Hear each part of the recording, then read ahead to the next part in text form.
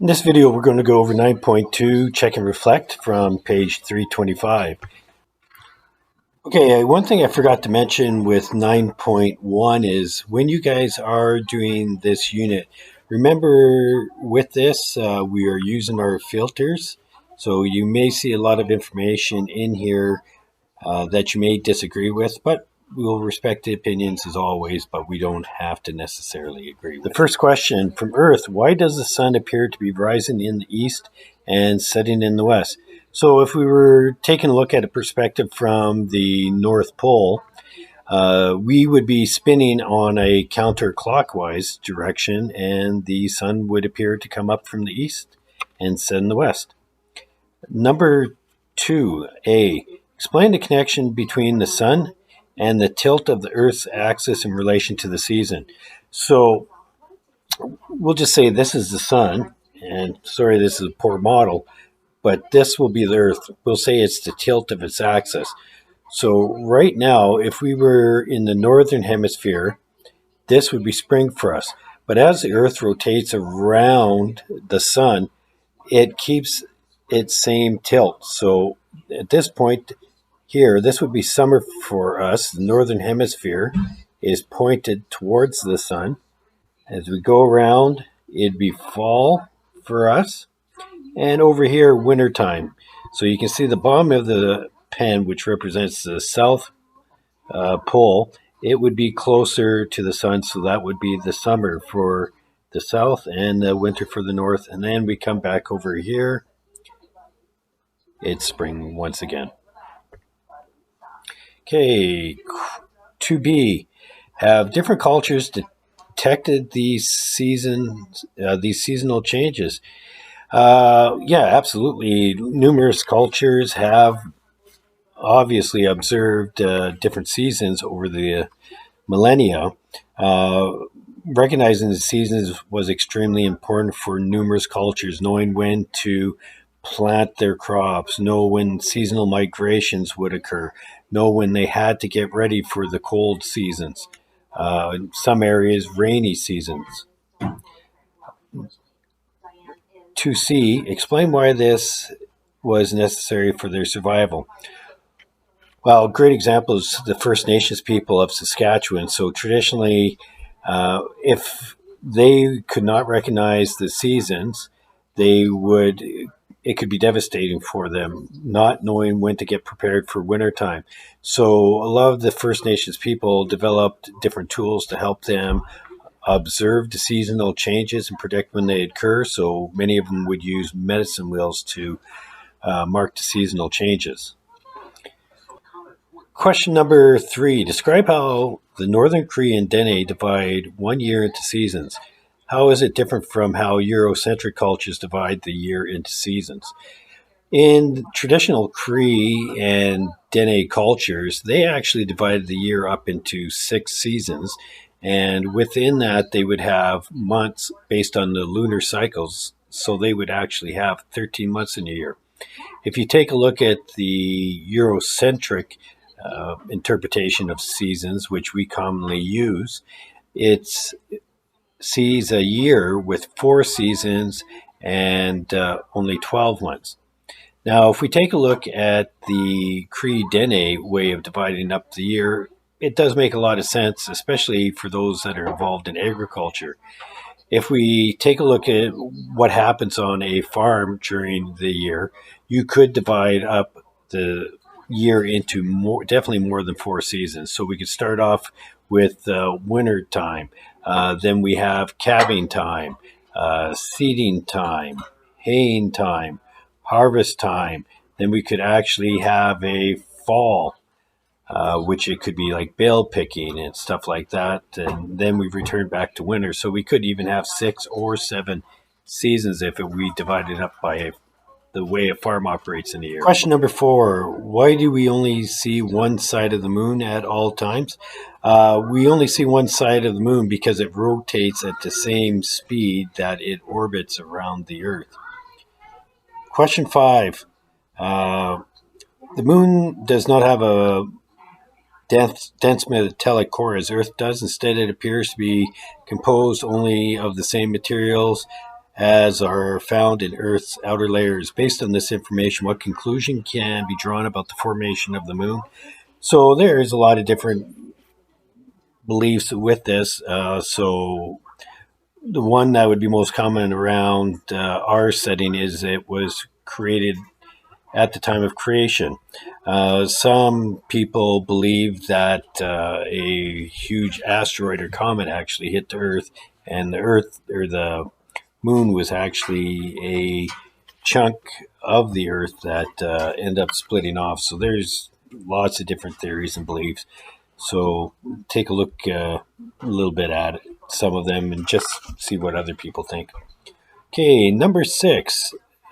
Sketch how Earth, the sun, and the moon are arranged on a night when we can see a full moon. So on those sketches that you have, you should show Earth directly in line with the sun and the moon. Question number 7. What is an eclipse and how does it occur? So an eclipse occurs when the moon, the sun, and the Earth line up with each other in a way that a partial or total shadow of one of these objects is cast on one another. Number 8. Describe the different types of eclipses that can be viewed from Earth. So we have 2 different eclipses that we can observe. One is a lunar eclipse and the other is a solar eclipse. A solar eclipse occurs when the moon lies directly between Earth and the sun, blocking all or part of the sun's light. A lunar eclipse occurs when Earth blocks out the sun's light shining on the moon.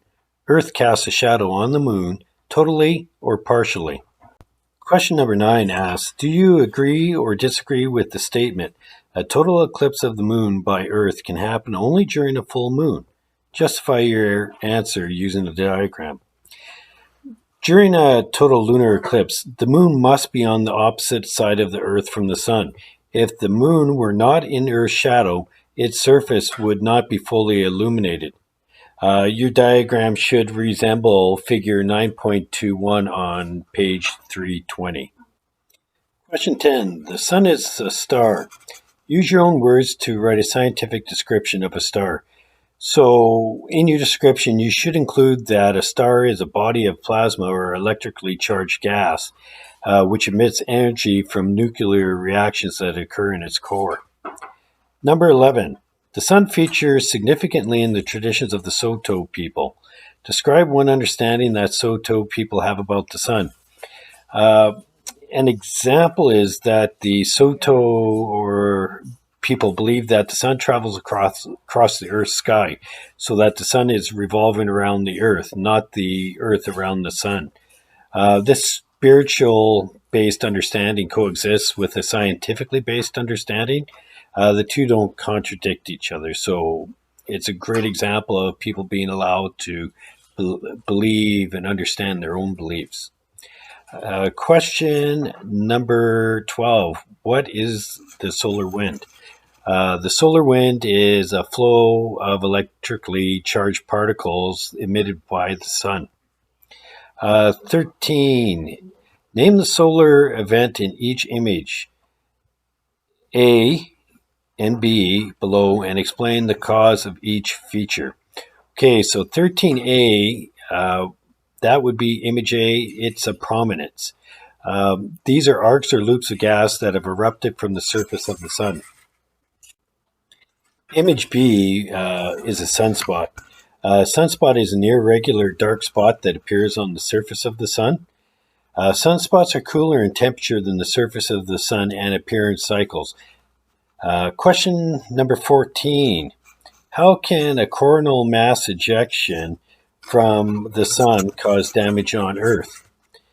A coronal mass ejection is an extremely powerful solar flare. These flares have a lot of magnetic energy, so if they reach Earth and if Earth's magnetic field is unable to deflect the energy can cause damage. They will affect many different forms of technology, including satellites, electrical transmission lines, and computers. We have a couple of examples of that have happened in Canada, and I believe in the mid 1990s, one mass ejection actually took out all of the power in the province of Quebec for approximately 8 hours. And in the early 2000s, another mass ejection ended up taking out a major communication satellite for Canada, knocking out a great deal of our television channels. 15A, explain, excuse me, according to scientists, what causes astronomical phenomena known as aurora? The aurora borealis occurs when high energy plasma emitted from the sun interacts with Earth's magnetic field.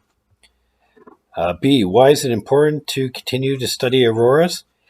Well, auroras are caused by solar flares, but Earth's magnetic field reflects the flare, creating the aurora.